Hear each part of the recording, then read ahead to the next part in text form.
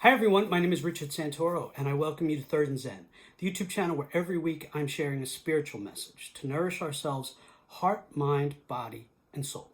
First, thank you for stopping by the channel. Thanks for checking out today's video.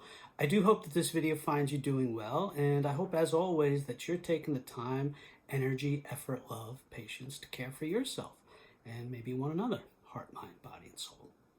With that being said, let's just all take a moment. Take a breath. If you feel comfortable doing so, maybe take a deep breath and hold it and release. Give yourself permission in this moment to just breathe, just be still, just settle. Another breath or two. And let's get started with today's message, shall we? So, interestingly, this week on social media, Duran Duran, great 80s band, great band, showed up on my social media feed in a couple of different places.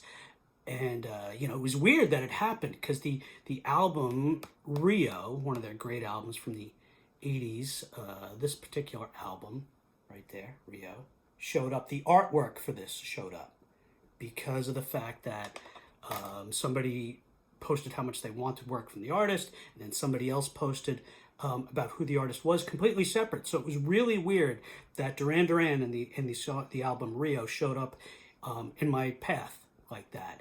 And because of that, I had the song Rio stuck in my head, which is such a great song. So now hopefully you have that stuck in your head. And with that, as it was stuck in my head, I started thinking about the lyrics. And all these years later, I have no idea what the song means. I actually did look it up not long, during this week, so I have an idea. But I had no idea. I had no idea what the song meant. Maybe that's just me. I did a video last summer and mentioned actually 80s music. I don't know what it is about 80s music and this summer, this warmer weather. That's just me as a child of the 80s. But I did a video, and in it I talked about Huey Lewis, The Power of Love, and there was a lyric in it that somebody pointed out that's weird, and I was like, all these years I never thought about it. So same thing with Rio. 40 years later, no idea what the song means. But the point is that I'm trying to make, and having struggling to get there, is it's such a great song. I have no idea what the song means even after 40 years, and that's okay. I know, despite knowing what the lyrics and what the song is about, I know it's a great song and I enjoy the heck out of it. It just sounds awesome. And that's how I process music a lot of the times. The lyrics don't land, the meaning doesn't land, but it sounds good. It's got a good rhythm, it's got a good all of it. So I know it's still awesome. It's okay for the lyrics and the meaning of the song to be an absolute mystery to me. I don't have to know what the lyrics and the meaning behind them are in order for me to enjoy the song. And that's it. That's where I'm going with all this, with Duran Duran and Rio. Mysteries are good, and they're okay to have in our realm of faith in particular. It's okay for some things to be a holy mystery. It's okay to not know. So I want to make 2 points. First, again, it's okay for some things to just be a holy mystery. Some things actually don't have concrete answers for us. Some things we don't have the answers for. Some things are clearly not ours to understand. Some things are out of our ability to comprehend and therefore to know and to have a definitive answer. Some things in this universe and in the realm of faith in particular, are truly just transcendent. They transcend our understanding and comprehension and ability to even quantify, codify, clarify, define, give shape. We just can't. And that's okay. That's what I'm here to say in this moment. It's okay. It's okay for things to be a holy mystery. And for us in that process to settle into a comfortable space of just faith. To not wrestle with it, search, seek, try, do our best. And in the end, in certain things, to land on, it's a holy mystery. I don't know, so I'm just going to softly settle in the comfortability of the space of faith. I don't know why Jesus had to die the way that he died and then be resurrected. I don't fully know for sure the answer to all of the why of that. But I do have my thoughts. But that's for a message for another day. But I don't know. I don't have a concrete answer. None of us really do. Even if there's passages that allude to it and then thinkers over 2,000 years and theology. But we don't have the concrete answer. And that's okay. It's okay for it to have an air of holy mystery about it. I don't know exactly what, if anything, transpires beyond the symbolic meanings in some of our Christian rituals and sacraments, like baptism, communion. And that's okay to have it have an air of holy mystery to it. I don't know what happens to us in the afterlife. I don't know fully what eternal life actually means in the life beyond. I don't know what heaven is like and all about and the nature of that existence. And that's okay. Like not knowing the lyrics to Duran Duran's Rio, not knowing what they're all about, but knowing that the song is just dope, just fantastic. In that same way, it's okay for all of us to not know the answers to the questions I just posed, topics, and more. And it's okay for us to lean into them being a holy mystery and us just settling into faith and being at peace with that. And that's totally okay. Some questions have no answers right now, whether people realize it or not and want to accept that or not, particularly when they are thrusting answers onto people as absolute must-believe dogmas. And that leads me to the second Duran Duran point today. And that is, it's a poor reminder to let others have their beliefs and land on holy mysteries without forcing answers upon them. If God is okay with it, what I just said, and I believe that God is okay with it, then human beings darn well need to be okay with it too. But too often that's not really the case. That's not how we work. It's believe this, believe that. You must believe this, you must believe that. Okay. When we examine church history, the last 2,000 years or so, for a very long time, it was okay for some things to be a holy mystery. And it's still like that in certain Christian traditions. The Eastern Orthodox Church very much lands on holy mysteries and certain things, communion and the reason for the cross and the resurrection.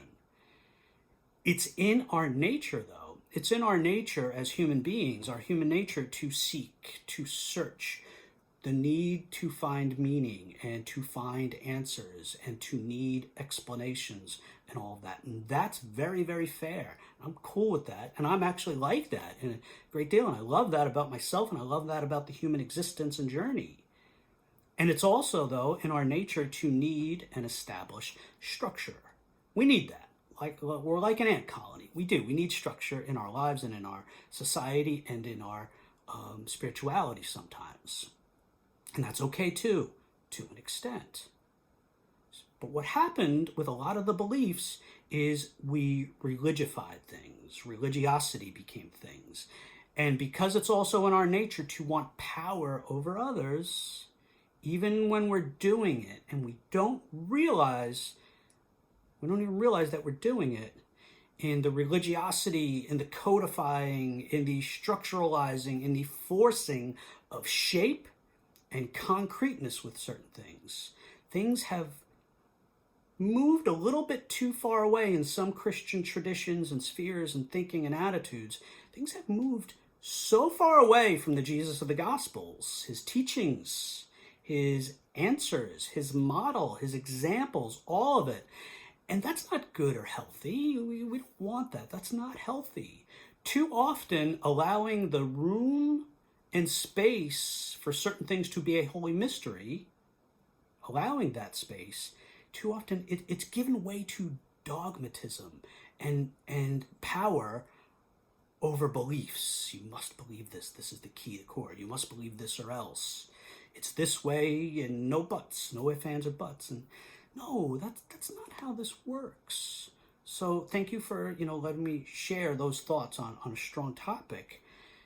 And again, to reiterate the second point I'm trying to make, it's okay to let others have their beliefs and land, if necessary, on holy mysteries.